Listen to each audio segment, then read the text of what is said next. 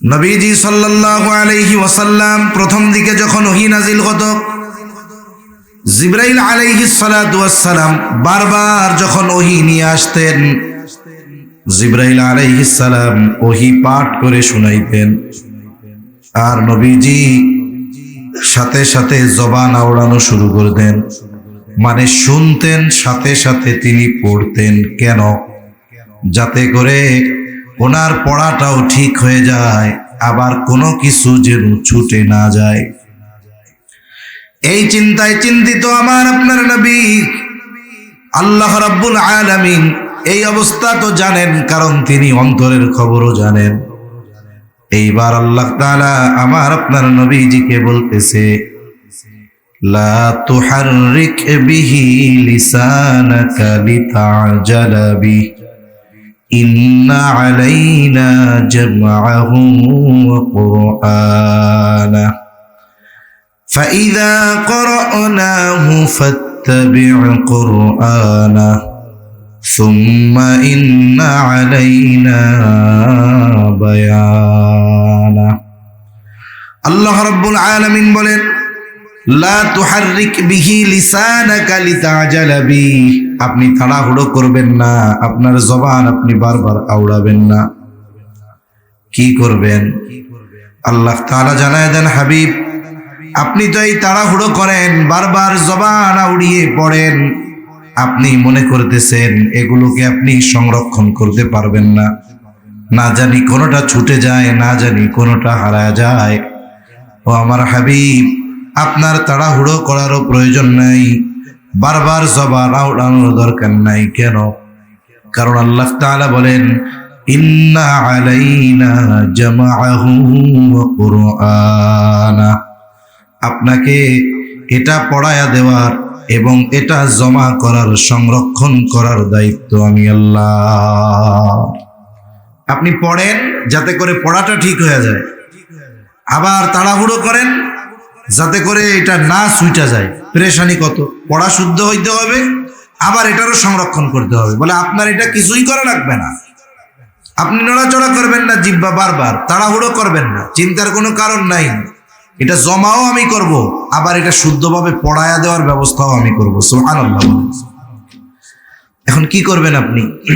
আল্লাহ তাআলা বলেন, ফাইযা ক্বরানাহু ফাত্তাবি' কুরআনা, যখন আপনার সামনে এগুলো পড়া হয়, আমি আপনার সামনে এগুলো পড়ি, আপনি তখন এটা শুনবেন, এটার অনুসরণ করবেন। মানে জিবরাইল আলাইহিস সালাম যখন আমার পক্ষ থেকে ওহী নিয়ে আপনাকে তিলাওয়াত করে শোনায়, আপনি তার তিলাওয়াত শুনবেন। এরপরে আল্লাহ তাআলা বলেন, হাবিব শুধু যে আমি কোরআন হেফাজত করব, শুদ্ধভাবে পড়ায়া দিব তা নয়, সুম্মা ইন্না আলাইনা বায়ানা, এই যে কোরআনের ব্যাখ্যা, এটাও হেফাজত করার, শিখিয়ে দেওয়ার দায়িত্ব আমি আল্লাহ। আল্লাহ তাআলা হযরত লোকমানের তার সন্তানদেরকে করা কিছু উপদেশ এই আয়াতগুলোর মধ্যে বর্ণনা করেছেন। হযরত লোকমান নবী ছিলেন না, একজন প্রজ্ঞাবান ব্যক্তি ছিলেন। ওনার সময়কাল ছিল দাউদ আলাইহিস সালামের আগে। দাউদ আলাইহিস সালাম নবুয়ত পাওয়ার আগ পর্যন্ত উনি মানুষের মধ্যে মাসলা মাসাইল বর্ণনা করতেন। যত বড় হিকমতওয়ালা আর বুজুর্গ বা বড় আলেম থাকুক না কেন, যখন আল্লাহ তাআলা ওই এলাকায় কোনো নবী প্রেরণ করেন, শরীয়তের সকল সিদ্ধান্ত দেওয়ার ক্ষমতা আল্লাহ তাআলা তখন ওই নবীকেই প্রদান করে থাকেন। এজন্য দাউদ আলাইহিস সালামের নবুয়ত প্রাপ্তির পর হযরত লোকমান আর মানুষের মধ্যে মাসলা মাসাইল বর্ণনা করতেন না। এর আগে তিনি মানুষের মধ্যে ওয়াজ করতেন, মাসলা মাসাইল এগুলো বর্ণনা করতেন। তা হযরত লোকমান তার সন্তানকে কিছু বিষয়ের উপদেশ দিয়েছে। আল্লাহ তাআলার কাছে এই উপদেশগুলা খুব ভালো লাগছে।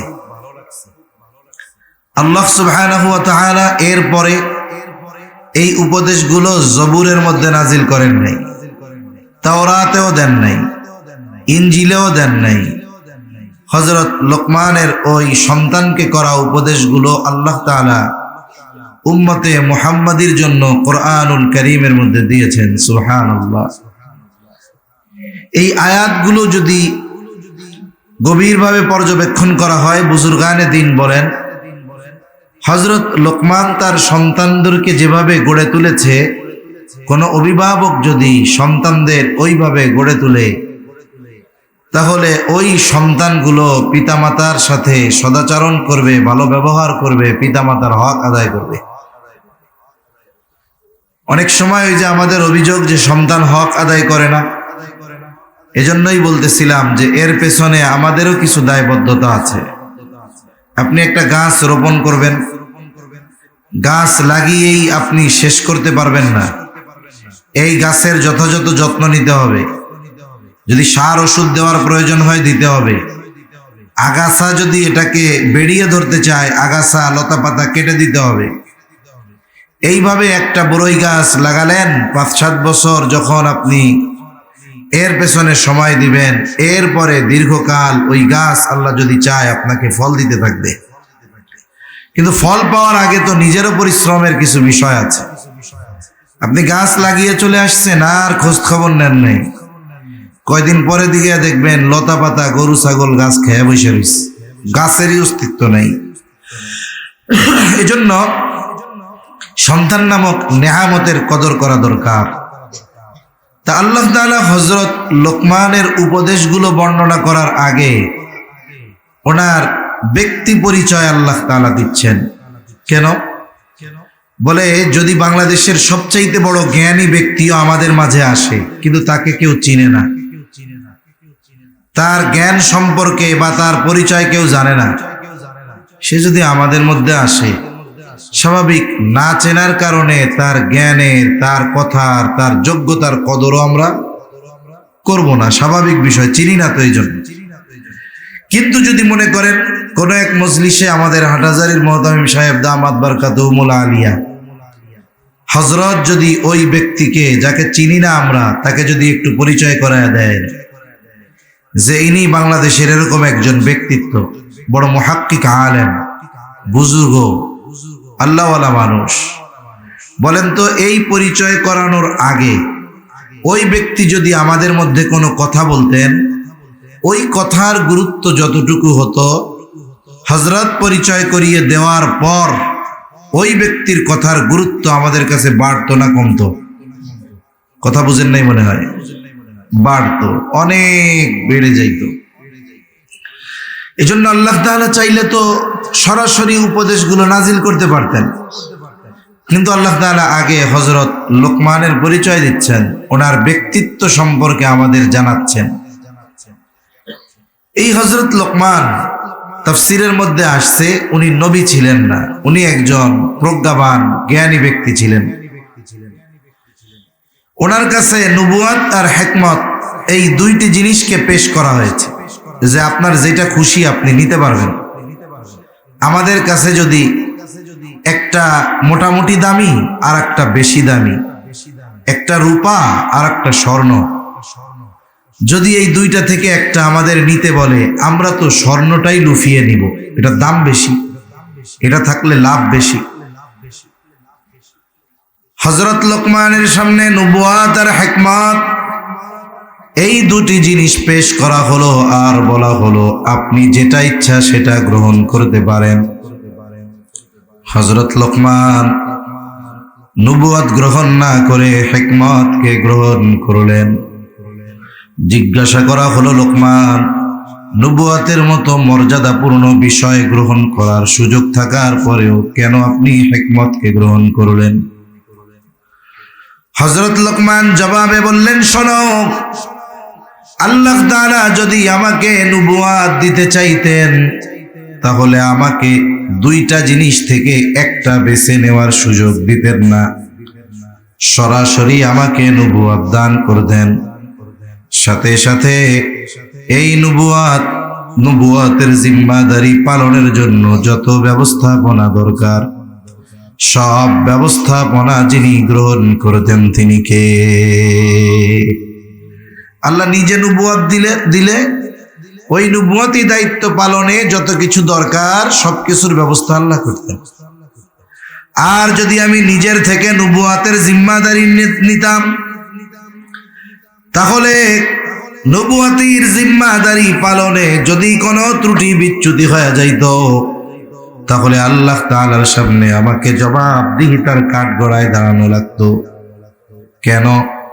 বলে কোন জিনিসের দায়িত্ব নিজে চেয়ে নেওয়া আর কারো উপরে চাপায়া দেওয়া দুইটা জিনিস এক নয়।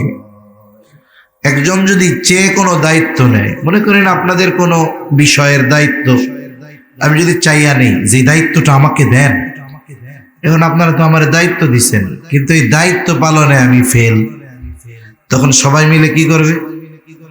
সবাই মিলে বলবে, আরে মিয়া পারেন না কাম কাজ করতে, আবার চাইয়া চাইয়া দায়িত্ব নেই।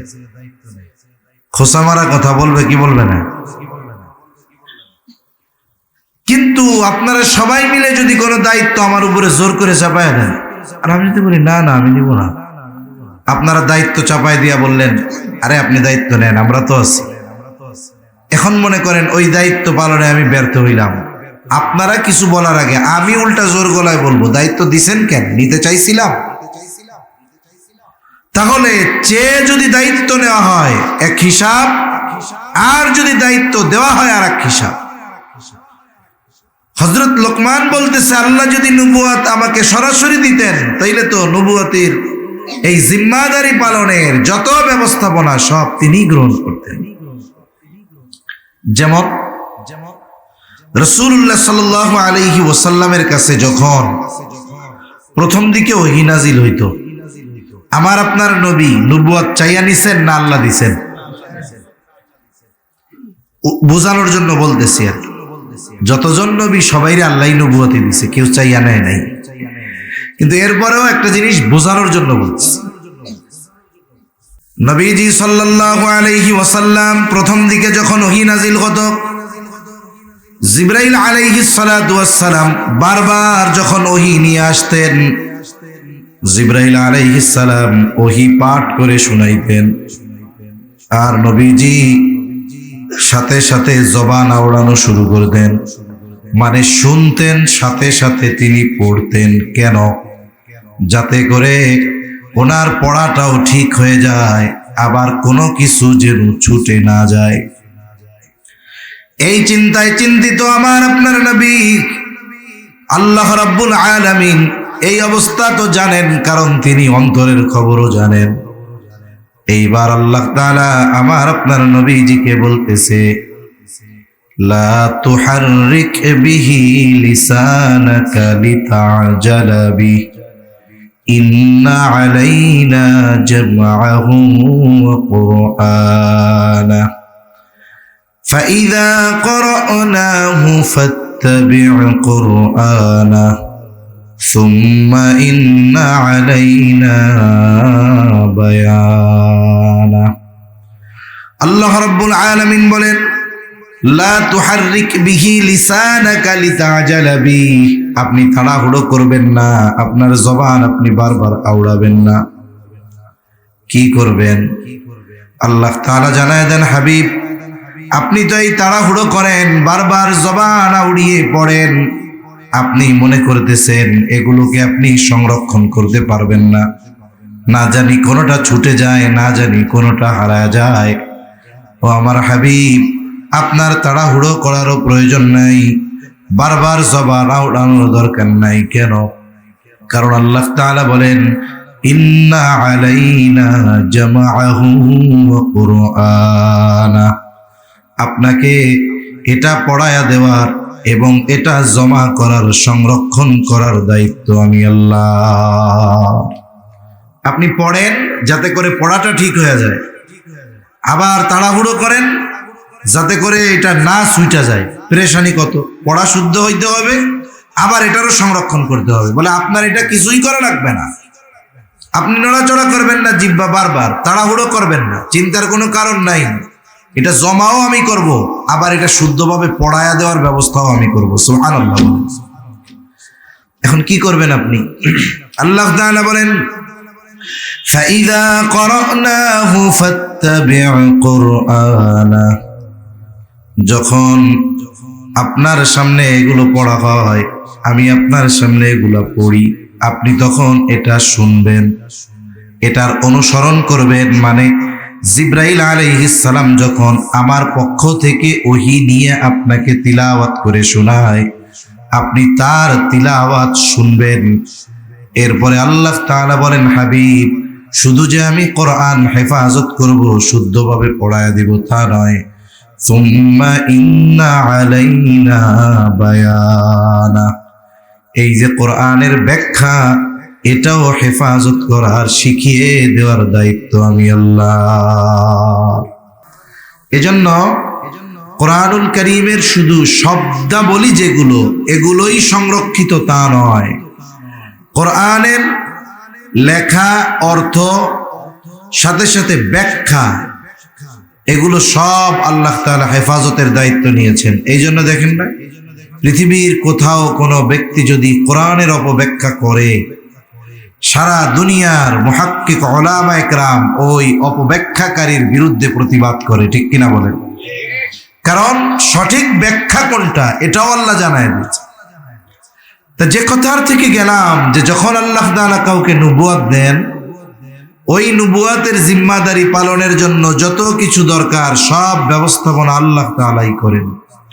হযরত লোকমান এই জন্য বলতেছে যে দেখো, আমি যদি নবুয়ত চায় নিতাম এক হিসাব, কিন্তু যদি আল্লাহ দিয়ে দিতেন তাহলে তো সব কিছু ব্যবস্থাপনা আল্লাহ গ্রহণ করতেন। প্রত্যেকটা নবী পরিপূর্ণ হিকমতওয়ালা। হযরত লোকমান এই দৃষ্টিকোণ থেকে নবুয়ত গ্রহণ না করে হিকমত গ্রহণ করেছেন। উনি একজন প্রজ্ঞাবান ব্যক্তি ছিলেন। ওনার প্রজ্ঞাপূর্ণ কর্ম, কথা ওই জাহেলিয়াতের সময়ও লোকমুখে এটা ছিল, চলন ছিল। ওনার ব্যাপারে তাফসিরে আসছে, শুরুতেই উনি এত সুখ্যাতি অর্জন করেছেন এমনটা নয়। উনি এক সময় ছাগল চড়াইতেন, ছাগল। একদিন হযরত লোকমানের মালিক মনিব এসে বলে, ও লোকমান, তুমি আমার জন্য একটা ছাগল জবাই করবা এবং ছাগলের সর্বোৎকৃষ্ট অংশ আমার সামনে হাজির করবা। হযরত লোকমান একটা ছাগল জবাই করলেন। ছাগলের হৃৎপিণ্ড আর জিহ্বা, এই দুটি অংশ নিয়ে তিনি মালিকের সামনে হাজির করলেন, রাখলেন। বলতেছে, মনিব, এই দুটা হলো সর্বোৎকৃষ্ট অংশ। মনিব আবার নির্দেশ দিল, লোকমান, আর একটা ছাগল জবাই করবা, আর ছাগলের সবচেয়ে নিকৃষ্ট অংশ আমার সামনে হাজির করবা। হযরত লোকমান আর একটা ছাগল জবাই করলেন এবং হৃৎপিণ্ড আর জিহ্বা, এই দুইটা অংশ নিয়ে আবার মালিকের সামনে হাজির হইলেন। মালিক বলে, লোকমান, তুমি কি আমার সাথে মজা করো নাকি? সর্বোৎকৃষ্ট অংশ আনতে বললাম, এই দুইটা এনেছো। সবচাইতে নিকৃষ্ট অংশ আনতে বললাম, এই দুইটাই, হৃৎপিণ্ড আর হলো জিহ্বা। এইবার হযরত লোকমান বলে, মনিব, কারো যদি অন্তর আর জিহ্বা ভালো হয়ে যায়, তার সব কিছু ভালো হয়ে যায়, আর যার এই দুইটা জিনিস খারাপ হয়ে যায়, সে সবচাইতে খারাপ হয়ে যায়। এইরকম প্রজ্ঞাপূর্ণ কর্ম, কথা ওনার জবান থেকে বাইর হইত। আল্লাহ তাআলা একটা সময় ওনার এত খ্যাতি দিয়েছেন। এখন তো ওয়াজের জন্য আয়োজন লাগে, ওয়াজ করার জন্য আয়োজন লাগে না? আবার সব আয়োজন হইলেও হয় না, চেহারাও অনেক পরিচিত দরকার হয়। এখন তো আমরা কোরআন হাদিসের জন্য ওয়াজ শোনার চাইতে আমরা ব্যক্তি নির্বাচন করে কথা শুনি। যাক, সেটাও যদি আল্লাহর জন্যই হয় তাহলে তো ভিন্ন কথা। ওয়াজের জন্য আয়োজন দরকার, লাইটিং, প্যান্ডেলিং, মাইকিং, কত কিছু লাগে। বসার ব্যবস্থা, কত জায়গায় খানার ব্যবস্থাও থাকে। এরপরেও মানুষ উদাসীন। কিন্তু হযরত লোকমান নিজের বাড়ির সামনে ওয়াজ করতেন। পৃথিবীর বিভিন্ন প্রান্ত থেকে ওই সময় তো এত আধুনিক সিস্টেম কল্পনাই করা যায় না, অথচ আল্লাহ তাআলা খ্যাতি কোথায় পৌঁছিয়ে দিয়েছেন। বিভিন্ন প্রান্ত থেকে পৃথিবীর হযরত লোকমানের বয়ান শোনার জন্য তার বাড়িতে যাইতো মানুষ। প্রত্যেক দিন নির্দিষ্ট সময় উনি ওয়াজ করতেন। একদিন শত শত মানুষ তার সামনে ওয়াজ করবেন তিনি। এর মধ্যে হঠাৎ একজন লোক দাঁড়ায় বলতেছে, আপনি ওয়াজ শুরু করার আগে আপনার কাছে আমার কিছু বিষয় জানার আছে। এইবার লোকটা প্রশ্ন করতেছে, আপনি কি সেই লোকমান যে এক সময় আমার সাথে ছাগল চড়াইতো, রাখালগিরি করত, সামনে হাজার হাজার ভক্ত, এখন সে যদি বলে হ্যাঁ আমি রাখাল ছিলাম, এটা তো তার প্রেস্টিজে লাগবে, এটা আমাদের চিন্তাধারা। কিন্তু হযরত লোকমান সাথে সাথে বললেন, হ্যাঁ আমি সেই লোকমান যে এক সময় ছাগল চড়ানোর কাজ করেছে। এবার বলতেছে, কোন কারণে আল্লাহ তাআলা আপনাকে এত সম্মান দিল?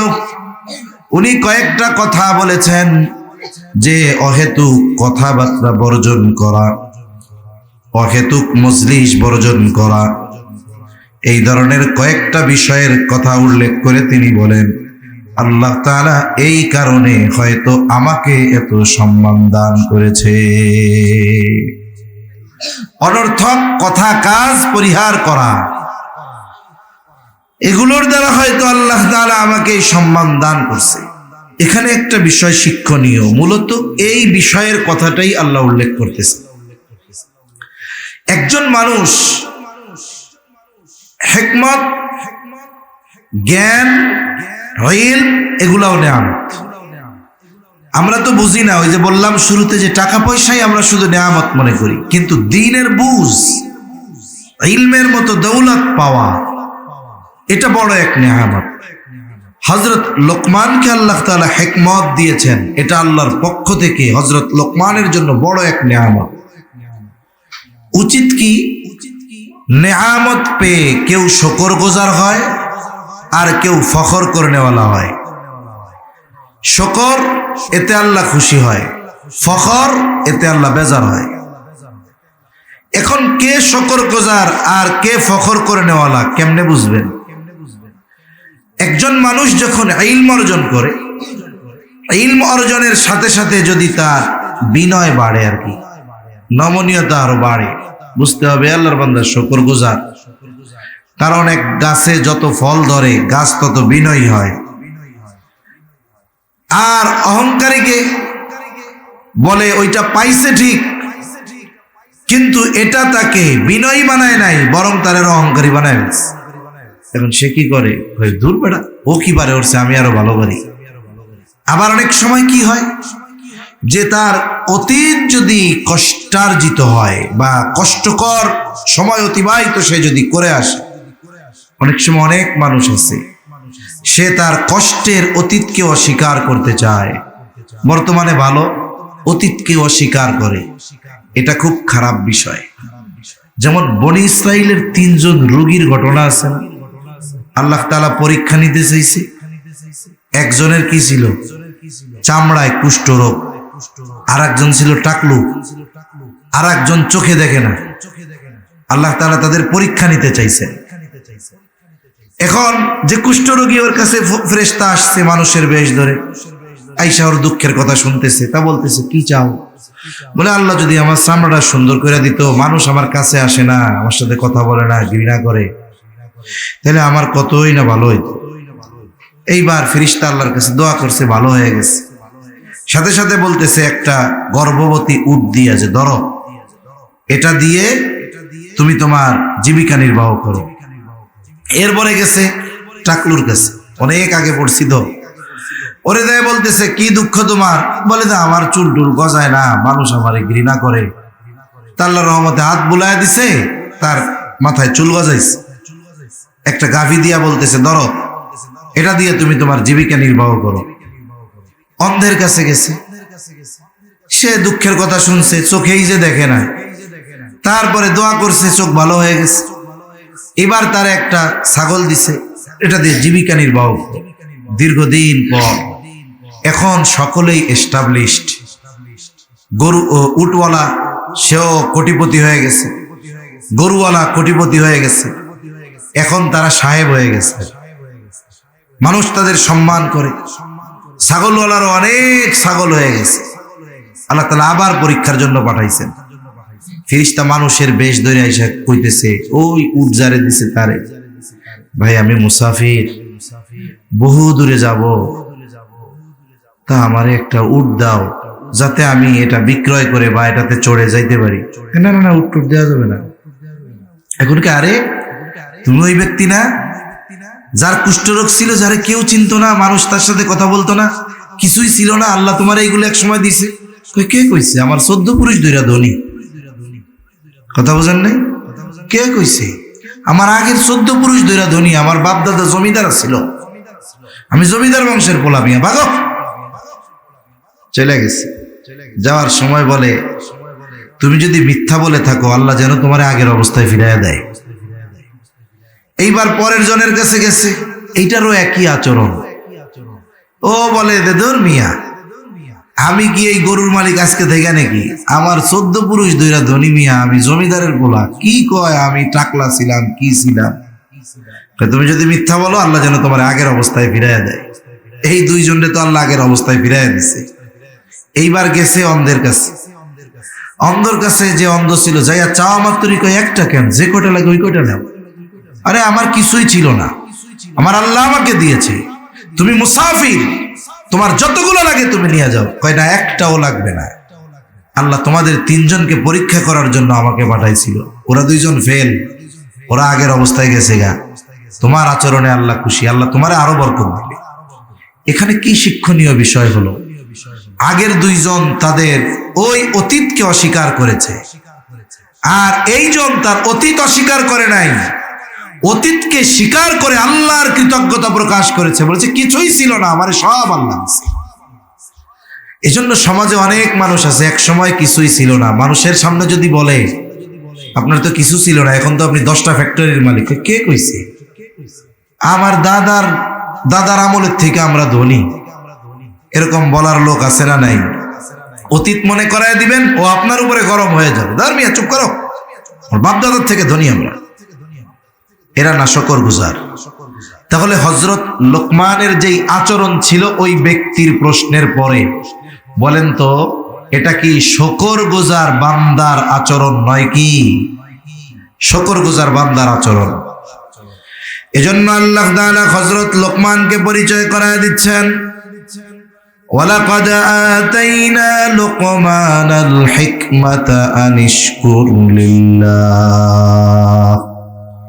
আল্লাহ তাআলা বলেন, ওয়ালাকাদ আতাইনা লুকমানাল হিকমা, আমি লোকমানকে হিকমত দান করেছি, আনিশকুর লিল্লাহ, যাতে সে আল্লাহর কৃতজ্ঞতা প্রকাশ করে। মুফাসসিরিন ইকরাম বুজুর্গানে দিন বলেন, এখানে মূলত আল্লাহ তাআলা বলতে চায় লোকমান হলো এমন একজন প্রজ্ঞাবান ব্যক্তি যে তার জ্ঞানের কারণে, ইলমের কারণে অহংকার করে নাই, বরং সে আমার শুকরগুজার বান্দাদের মধ্যে একজন। আল্লাহ তাআলা এইটা বুঝাইতে যাচ্ছে। এরপরে আল্লাহ তাআলা বলেন, ওয়ামাই ইয়াশকুরু ফাইন্নামা ইয়াশকুরু লিনাফসিহি, যে নিয়ামতের শুকরিয়া আদায় করে সে সেটা নিজের জন্যই করে।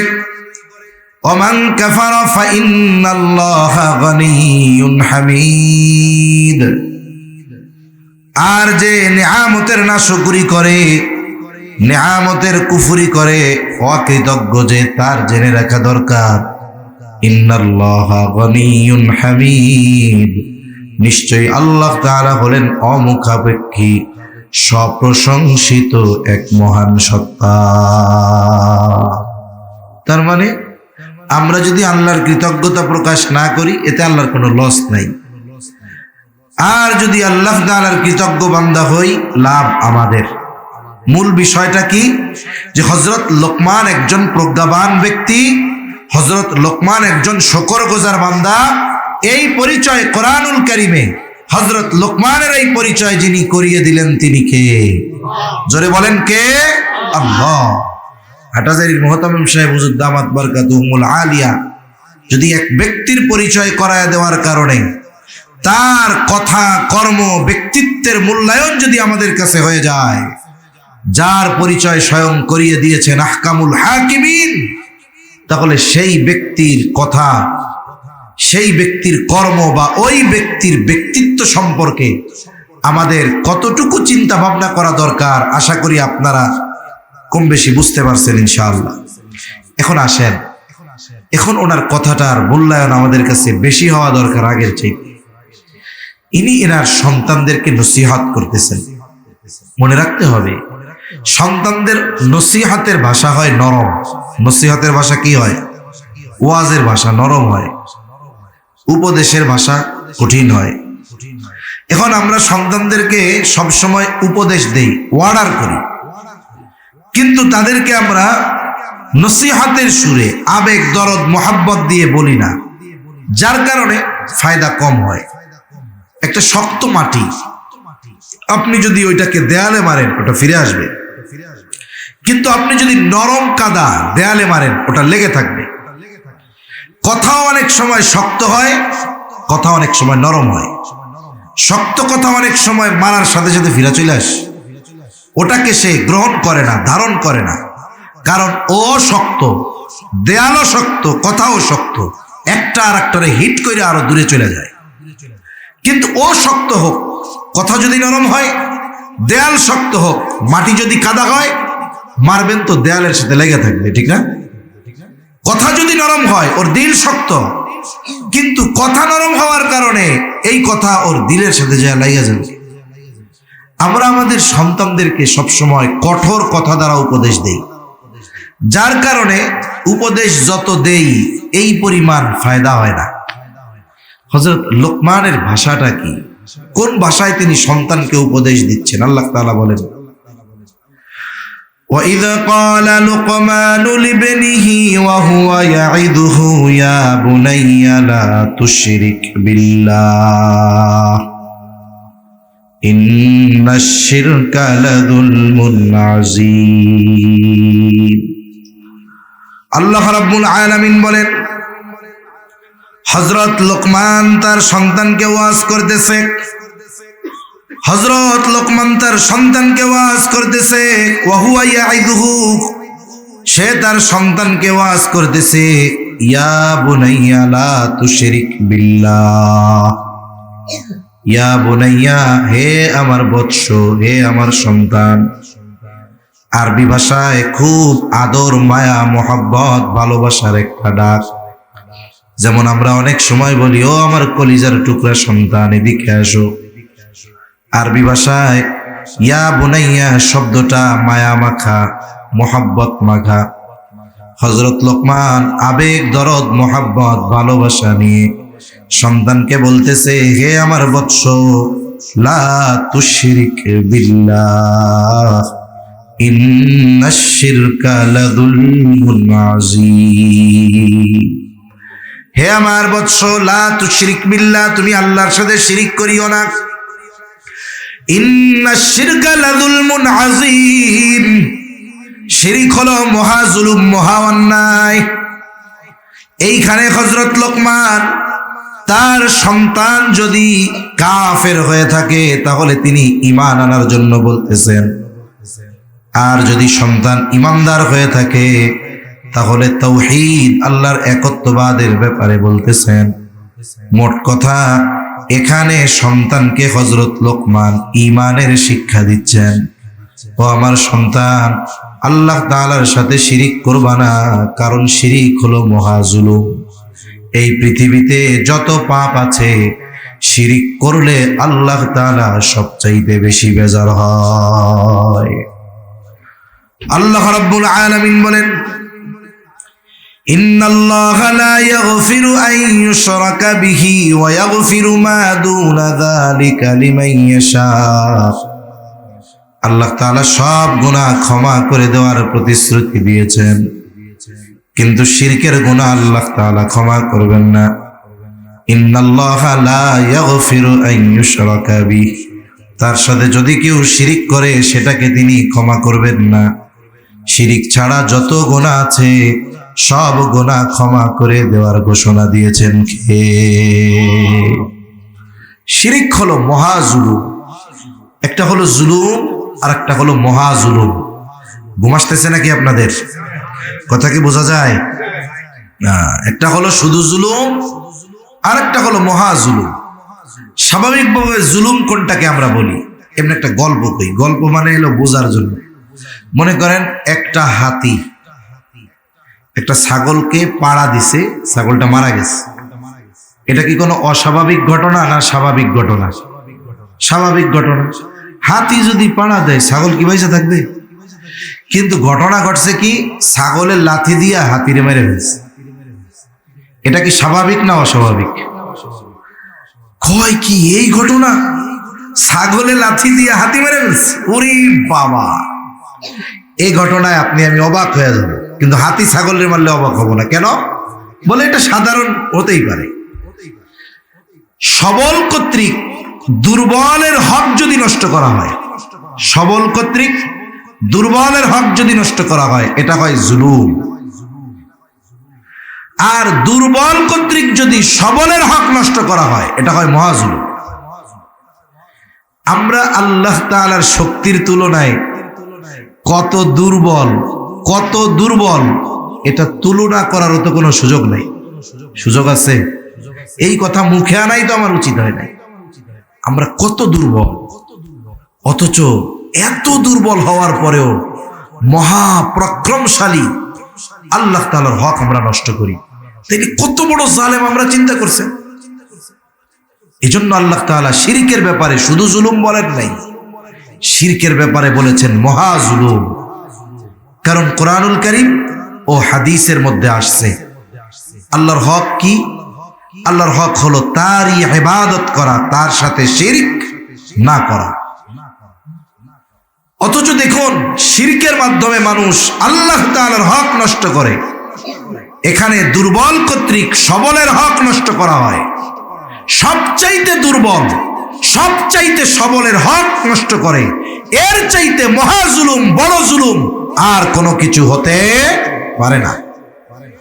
এই জন্য যারা শিরকের সাথে জড়িত একটু চিন্তা করেন, এরা কোন মানের পাপ করতেছে। একে তো পরে করে পাপ, ওইটারে আবার সওয়াব মনে করে, ওইটারে আবার ইবাদত মনে করে। যারা এই ধরনের কাজ করে ওইটারে ইবাদত মনে করে, ওদেরকে বেদাতি বলার সুযোগ নাই, ওদের তো ঈমানই নাই। বেদাতের স্তর তো পার হয়ে গেছে গা কই। আল্লাহ তাআলা এই ধরনের সব মানুষকে সহি বুঝ দান করুন, আমিন। এজন্য হযরত লোকমান সন্তানকে প্রথমে শিক্ষা দিয়েছেন ঈমানের শিক্ষা। আমরা আমাদের সন্তানদেরকে দ্বীনের এই মৌলিক জিনিস ঈমান, যেটা কম্পালসরি আখিরাতে নাজাত পাওয়ার জন্য, আমরা আমাদের সন্তানদেরকে ঈমানের শিক্ষা দিব তো ইনশাআল্লাহ। এরপরে আল্লাহ তাআলা হযরত লোকমানের বয়ান বন্ধ করিয়া নিজে কিছু আদেশ দিয়েছেন, ওইটা আমরা একটু শেষে বলবো। আগে আসুন সন্তানদের ব্যাপারে আমাদের কি করণীয়। 2 নম্বর, হযরত লোকমান সন্তানকে উপদেশ দিচ্ছেন আল্লাহ তাআলার কুদরতের ব্যাপারে, ক্ষমতার ব্যাপারে অথবা আকীদার ব্যাপারে। আল্লাহ তাআলার ক্ষমতা কেমন? হযরত লোকমান বলতেছে, ইয়া বুনাইয়া ইন্নাহা ইন তাকু মিসকালা হাববাতিন মিন খারদালিন ফাতাকুন ফি সখরাতিন আও ফিস সামাওয়াতি আও ফিল আরদ ইয়াতি বিহাল্লাহ ইন্নাল্লাহা লাতীফুন খাবীর।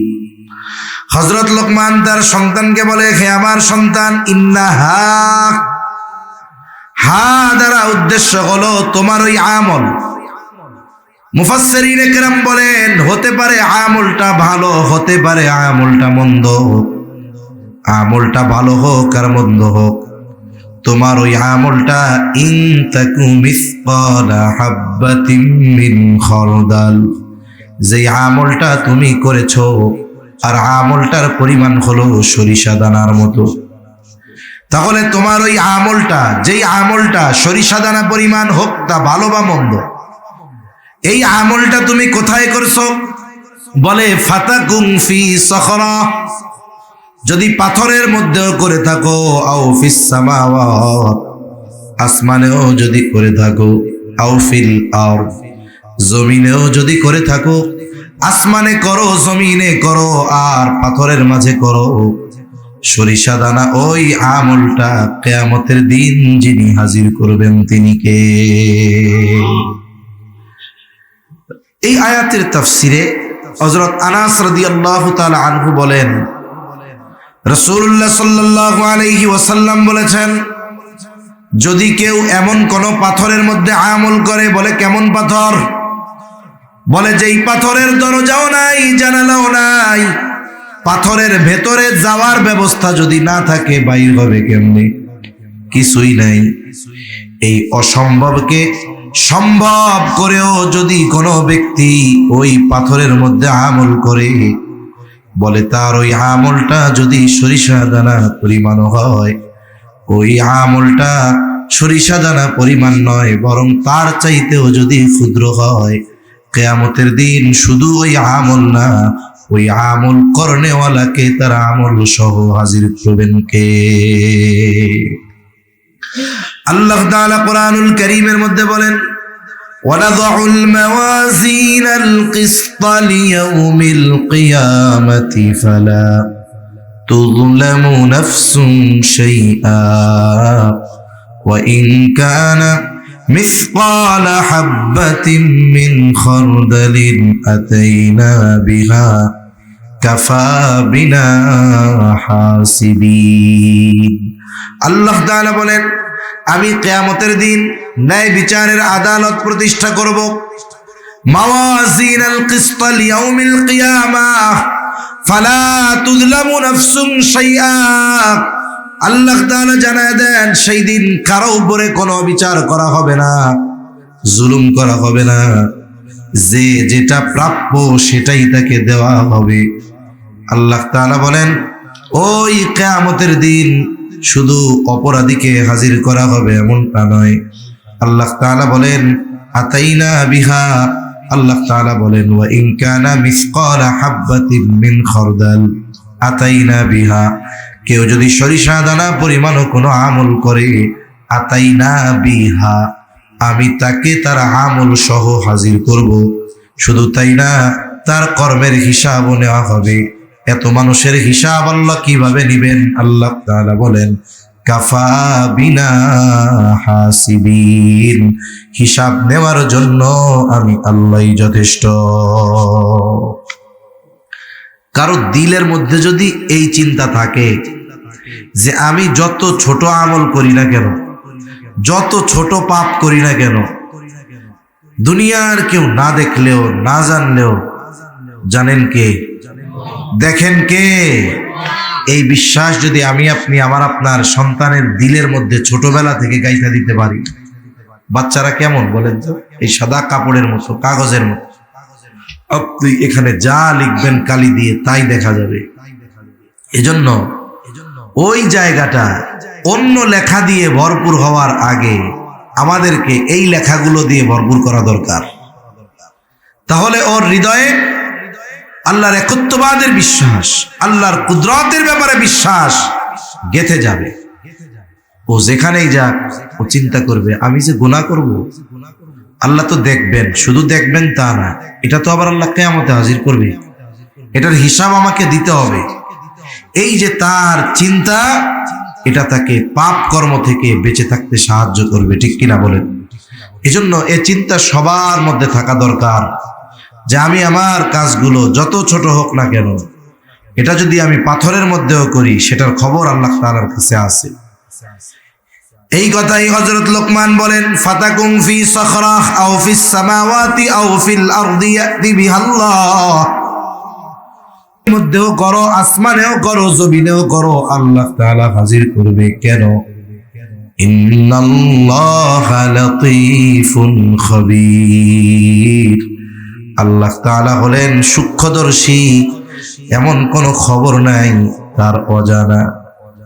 আল্লাহ তাআলার কাছে সব খবর আছে, সূক্ষ্ম থেকে সূক্ষ্মাতীত বিষয়ের ব্যাপারে যিনি অবগত তিনি কে? মহাসমুদ্রের মধ্যে বলা হয় সবচাইতে গভীরতম জায়গা যে জায়গা প্রায় 13-14 কিলোমিটার গভীর।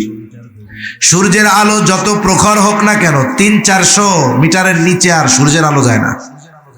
এরপর থেকে আমাবস্যার অন্ধকারের চাইতে অন্ধকার, একেবারে সমুদ্রের তলদেশে ওই জায়গায় নিমেষ কালো অন্ধকার, ওর মধ্যেও সমুদ্রের তলদেশে কিছু প্রাণী চলাচল করে।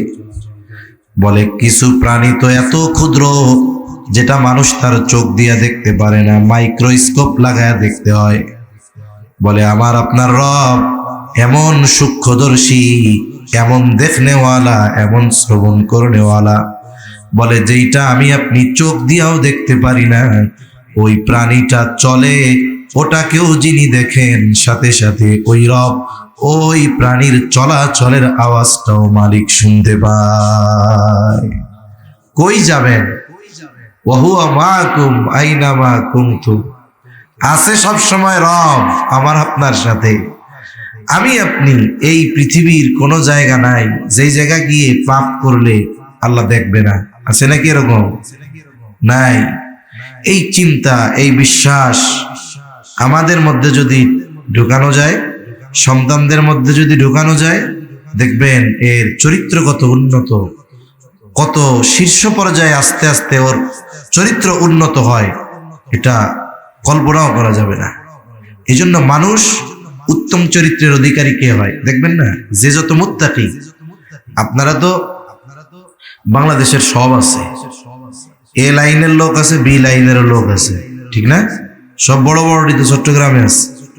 তাকওয়ার লাইনেও যারা, সম্পদের লাইনে, পাপের লাইনে, শিরকের লাইনে, সব বড় বড় গুলো আছে না চট্টগ্রামে। যেহেতু বাংলাদেশের শীর্ষস্থানীয় বুজুর্গ ওলামায়ে কেরাম আপনাদের চট্টগ্রামে আছে, এনাদের দিকে খেয়াল করবেন। যে যত তাকওয়ার দিক দিয়ে শীর্ষে, তার চারিত্রিক দিক দিয়ে তিনি তত তত উচ্চতায়। আল্লাহ সুবহানাহু ওয়া তাআলা আমাদের সব কিছুর ব্যাপারে তিনি জানেন। এই শিক্ষা আমাদের সন্তানদের দিতে হবে। এরপরে হযরত লোকমান সন্তানদেরকে ইবাদতের শিক্ষা দিচ্ছেন। ইবাদত, হযরত লোকমান বলেন, ইয়া বুনাইয়া আকিমিস সালাতা ওয়া আমুর বিল মা'রুফি ওয়ানহা আনিল মুনকার ওয়াসবির আলা মা আসাবাকা ইন্না যালিকা